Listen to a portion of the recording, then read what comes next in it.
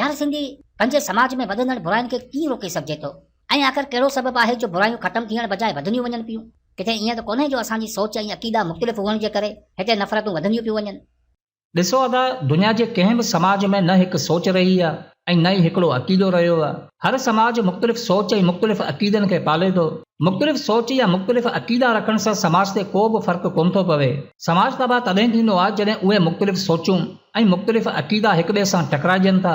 जंहिं समाज में अहिड़ा मसइला आम थी वञनि, उते हक़ीक़ी मसइला हमेशह लिकल ई रहंदा आहिनि। उते बसि पंहिंजे पाण खे सही साबित करण जी डोड़ शुरू थी वेंदी आहे। उन डोड़ विच में ईमानदारी, वफ़ादारी, अख़लाक, सचाई, हर शइ न हुअण बराबरि वञी बचंदी आहे। असांजो मिसाल तव्हांजे साम्हूं आहे। 73 सालनि जो वक़्तु गुज़ारण बावजूदि अॼु बि हिते सिर्फ़ बहस हलनि पिया। को हिकु नज़रियो बि न ॿिए कंहिंखे ग़लति साबित करे सघियो आहे ऐं न वरी सही साबित करे सघियो आहे। ॾिठो वञे त असां वटि सभ खां वॾो तकरार 3 शयुनि में रहियो आहे: मज़हब, सियासत ऐं रियासत। पर हक़ीक़त हीअ आहे त अॼु ॾींहं ताईं असां न इन्हनि मां कंहिंखे ग़लति साबित करे सघिया आहियूं ऐं न वरी सही। ही अहिड़ा बहस आहिनि जेकी नसल दर नसल हलनि था पिया। अॼु बि असांखे ही ख़बर कोन्हे त असांजा मसइला आहिनि कहिड़ा, तबाही जो सबबु कहिड़ो आहे ऐं तरक़ी जो रस्तो कहिड़ो आहे। बुनियादी जॾो हुजे त छित जी मरमत का तब्दीली कोन आणींदी। छा तव्हां कॾहिं ही सोचियो आहे त जॾहिं हिते हर शख़्स बुराई खां परे भॼण जी कोशिशि करे थो, पोइ छो हमेशह बुराई असांजे समाज ते काबिज़ रही आहे?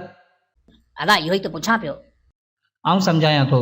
कंहिं ज़माने में हिकु उस्ताद पंहिंजे शागिर्द खां पुछियो त बुराई छा आहे? शागिर्द जवाबु ॾिनो त साईं, जवाबु ॾियण खां पहिरीं आउं तव्हां खां कुझु पुछणु चाहियां थो। उस्ताद चयो, ठीकु आहे, पुछो। शागिर्द उस्ताद खां पुछियो त साईं, छा थधि जो को वजूद आहे? उस्ताद जवाबु ॾिनो त हा, बिल्कुलु आहे। शागिर्द चयो त न साईं, तव्हांजो जवाबु ग़लति आहे।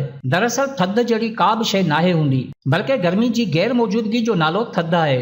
बिल्कुलु ईअं ई जी ऊंदाही को वजूद नथी रखे, बल्कि रोशनी जी गैर मौजूदगी ऊंदाही खे ज़ाहिर करे थी। फिज़िक्स जे कानून मुताबिक़ असां रोशनी ऐं गर्मी जो मुतालो करे सघूं था, पर थधि ऐं ऊंदाही जो न। कुझु देर खां पोइ शागिर्द वरी चयो त साईं, अहिड़ी तरह बुराई जो बि को वजूद नाहे, बल्कि चङाई जी गैर मौजूदगी ऐं अख़लाक़ी दायरो उबूर करण जो नतीजो आहे। इहो शागिर्द मशहूर ज़माना मुसलमान साइंसदान अल बैरूनी हो।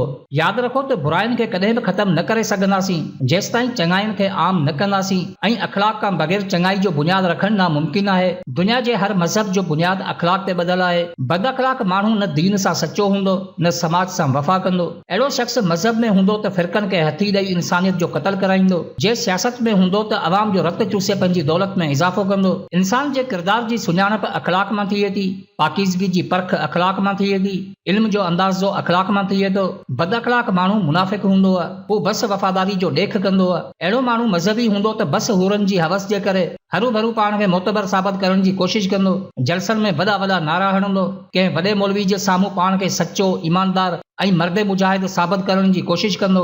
पर हक़ीक़त में अहिड़ो माण्हू सचे ईमान खां महरूम हूंदो आहे, छो त हू बद अख़लाक हूंदो आहे। बद अख़लाक माण्हू पंहिंजे घर जो लिहाज़ बि कोन कंदो आहे। मानी देर सां मिलण ते पंहिंजी माउ खे घटि वधि ॻाल्हाए सघे थो, परेशानी में पंहिंजे पीउ खे बि गारियूं ॾेई सघे थो, दोस्तनि जी कावड़ पंहिंजी भेण मां कढी सघे थो। जेकॾहिं अहिड़ो माण्हू सियासत में हूंदो त अमीरनि जी ख़ुशामद कंदो ऐं ग़रीबनि ते पंहिंजी ताक़त ॾेखारींदो। मतिलबु त बद अख़लाक माण्हू ते का बि मयार न रखिजो, हू कुझु बि करे सघे थो।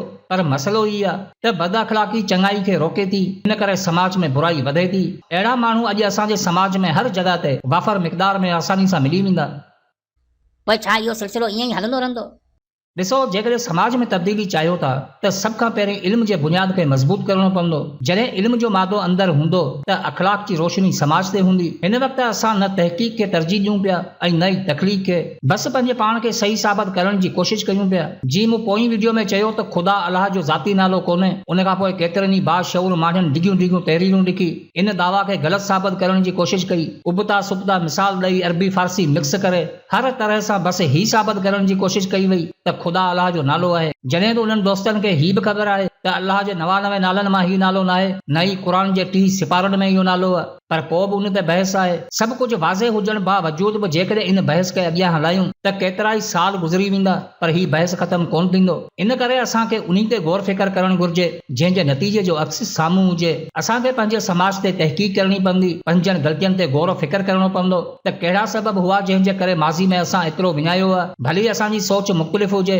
अक़ीदा मुख़्तलिफ़ हुजनि, रहन सहन तौर तरीक़ा अलॻि हुजनि, पर पोइ बि असां हिकु समाज जो हिसो आहियूं। कंहिं फ़र्द जी अहलियत समाज में सुधारो पैदा करे सघे थी त कंहिंजी नाअहली बिगाड़ बि पैदा करे सघे थी। अॼु बि असांजी अक्सरियत इन्फरादियात ते हले थी, असांजी सोच महदूद आहे, इन करे हर अमल महदूद आहे। कुझु दोस्तनि जो हीउ एतिराज़ आहे त आउं सिंधी नथो थी सघां, छो त मुंहिंजे पेज जो नालो मिस्टर सिंधी आहे ऐं मिस्टर अंग्रेज़ी जो लफ़्ज़ आहे। मुंहिंजा बाशऊर दोस्तो, इन मां ख़बर पवे थी त असां तरक़ी जे कहिड़े स्टेज ते बीठल आहियूं। हू दौर वियो जॾहिं काफ़िलनि जी काह में किला फतेह थींदा हुआ। ही एजादनि जो दौर आहे। अॼु एजादूं न सिर्फ़ मुल्कनि खे फतेह कनि थियूं, बल्कि उते जे क़ौमनि जी तहज़ीब, तारीख़ ऐं ॿोली ते पूर्ण असर विझनि थियूं। जीअं तव्हांजे हथ में मोबाइल फ़ोन आहे, मोबाइल फ़ोन खे असां सिंधी में नालो नथा ॾेई सघूं। फेसबुक बि अंग्रेज़ी जो लफ़्ज़ आहे, उनखे सिंधी लफ़्ज़ नथा ॾेई सघूं। अहिड़ी तरह internet, computer, laptop, television, car, air condition ऐं अहिड़ा हज़ारे लफ़्ज़ जेके असांजी ॿोली ते मुकमल कब्ज़ो करे चुका आहिनि, उन्हनि खे सिंधी में उचारे नथा सघूं, छो त हर एजाद उतां खां ईंदी आहे। हिते त बसि तनक़ीद हलंदी आहे। ही नोट कयो त असां हर रोज़ जेको ॻाल्हायूं था,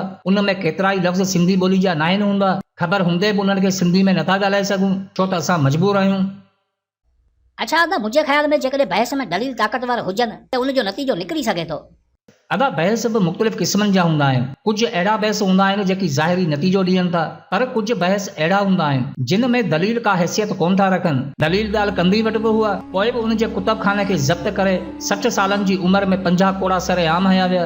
दलील त जैद बगदादी, अबू हनीफा, इमाम शाफ़ई, इमाम अहमद बिन हंबल, इमाम बुखारी, इब्न अरबी, जलालुद्दीन रूमी, इमाम गज़ाली, मौलाना अबू अल कलाम आज़ाद, मौलाना उबैद अल्लाह सिंधी ऐं शाह अब्दुल लतीफ़ भिटाई वटि बि हुआ। को हिकु दलील कंहिं दौर में क़बूल पियो हुजे त ॿुधायो। दुनिया जी हर क़ौम सां इहो ई मसइलो रहियो आहे। दलील कमु कनि हा त न सुकरात ज़हर जो प्यालो पीए हा, न वरी बिरोनो बाहि में ज़िंदा सड़े हा। सदियुनि खां अहिड़ा बहस हलंदा पिया अचनि ऐं सदाईं हलंदा रहंदा। अज़ीम फ़लसफ़ी एपिक्टेटस लिखियो हो त असीं जेको पोखियूं था उहो ई लुणूं था। असां माज़ी में जेको पोखियो अॼु लुणूं पिया। असां पंहिंजूं सलाहियतूं गिरवी रखी गुलामी में राहत ॻोल्हण लॻासीं, पंहिंजे ख्वाबनि खे ताबूत में सुम्हारे नसीबनि ते नोहा ॻाइण लॻासीं। न उभ ते उॾार हुई, न सोच में सुरूर हो, बसि गमनि जे सलेब ते हसरतूं सजाइण लॻासीं। हर गफ़लत जो अंत असांखे ई करणो आहे, छो त अॼु असां वटि न भुट्टो आहे ऐं न ई शहीद डॉक्टर ख़ालिद महमूद सुमरो आहे। सितम ज़रीफ़ी ही आहे त असांजा अज़ीम माण्हू अॼु असां खां जुदा आहिनि। कन्फ्यूशियस जा उहे लफ़्ज़ अॼु बि ज़िंदगी जे उसूलनि खे यादि कनि था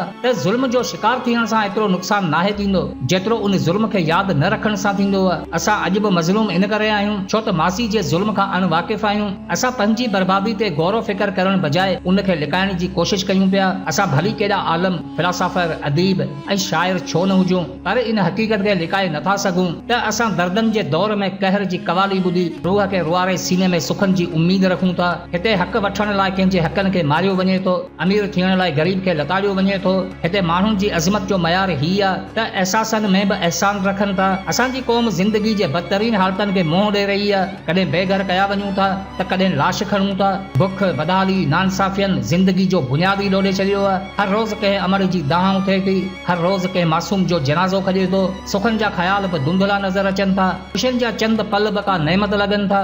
रोअण वारा बि असीं त रोआरण वारा बि असीं। न धरती जो ख़्याल आहे त क़ौम जी फ़िक्र आहे। तारीख़ वई, लीडर विया, इल्म वियो, ॾाहप वई, सचाई गुलामी जे ज़िंदान में क़ैद आहे। ईमानदारी बसि रुअण में पूरी आहे। लिहाज़ रहियो कोन्हे, रिश्तनि जो पैर क़बर में आहे। मोहबत जे नाले खां बि भउ थींदो आहे ऐं नफ़रत सरेआम नचंदी पई आहे। यादि रखो त ज़वाल मुक़दर नाहे हूंदो, बल्कि ख़ुदगर्ज़ी ऐं नाअहली जो नतीजो हूंदो आहे। हासिलात जो हौसलो ई ज़िंदगी जो मक़सदु हूंदो आहे। उन्हनि क़ौमनि दुनिया में उरूज हासिल कयो जिन ख़्वाहिशनि खे नस्ल तां क़ुर्बान कयो। ज़हन में रहे त अक़ल जी हद इल्म मुक़ररु कंदो आहे, उहो ई इल्म अक़ल में इज़ाफ़ो कंदो आहे। ख़्वाहिशनि में गर्क थी ख़ैरात वठण खां बहितर आहे मक़सद खे मान ॾेई पंहिंजो मयार उथारियो। जंहिं वक़्तु तव्हांखे मोहलत ॾिनी उन मोहलत खे वक़्तु ॾियो। ज़हन खे क़ैद मां कढी पंहिंजे वजूद सां वफ़ा कयो। जिस्म हमेशा आज़ादी रहिया आहिनि, बसि ज़हननि ते हुक्मरानी हर दौर में रही आहे। क़ैद खाननि जा वजूद खणी कहिड़ी आज़ादी जी ॻोल्हा कयो पिया। यादि रखो त वॾेरो हुजे या मुर्शिद, ॿिन्ही जे पेरनि में बसि गुलामी हूंदी आहे। पेरनि ते सिर रखी सलामी ते फ़ख़्रु न कयो,